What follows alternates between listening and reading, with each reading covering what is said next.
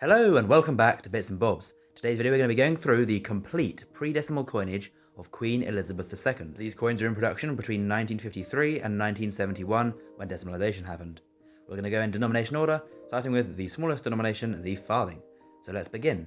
Here is the first design of farthing minted under the reign of Elizabeth II, and it features the date above a wren above the word farthing, giving the denomination. This design was done by William Gardner and carried across from the George VI farthings.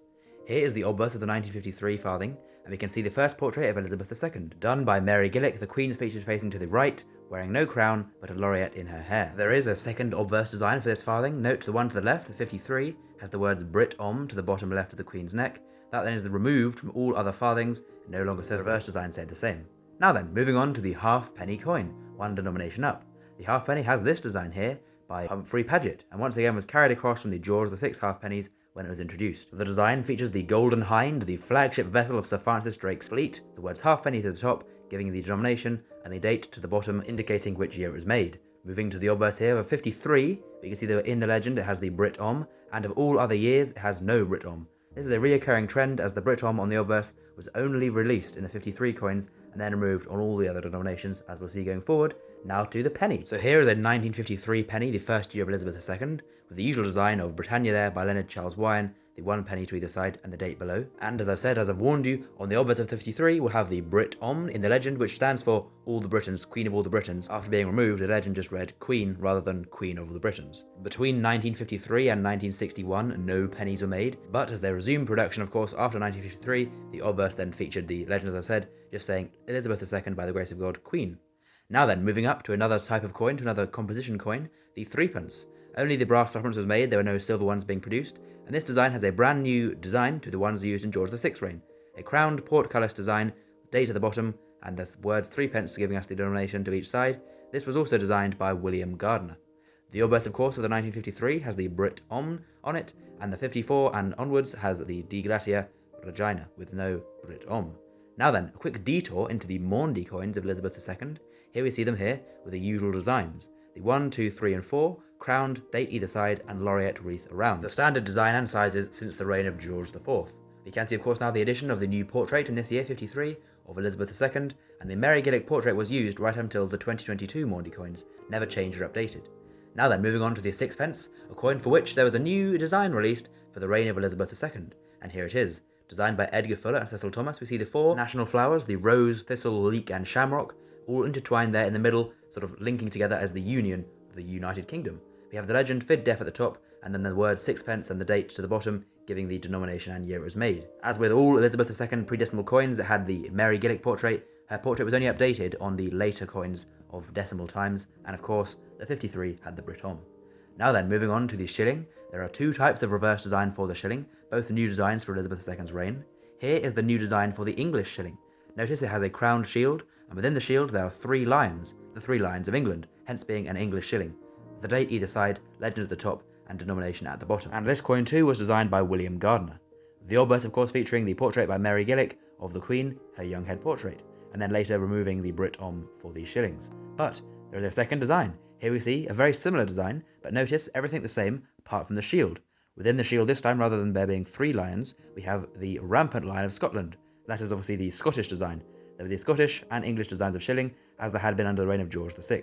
That one was also designed by William Gardner, and of course has the same obverse designs of both the 53, the Brit Om, and then the removal of the Brit Om after 1953 to onwards. Now then, moving up once again in denominations, we come to the florin, the 2 shilling coin. As we see on screen now, a new design released for the reign of Elizabeth II. A very detailed design here, lots of flowers. The massive central rose of England there is then surrounded by all the different flowers of the other countries, such as the thistle for Scotland, the leek for Wales, and the shamrock for Northern Ireland. The legend and date stuff goes around that. And then of course the obverse here now, a bigger portrait, but the usual Mary Gillick design with the Brit Om and no Brit Om versions of 53 and beyond. Now then, moving on to the half-crown coin, we can see yet another new design for the reign of Elizabeth II and Elizabethan coins. We have here a quartered royal arms shield, crowned with the royal cipher either side, the ER for Elizabeth Regina, Elizabeth Queen, and then the date and legend around this design with two little sort of cross symbols there as well.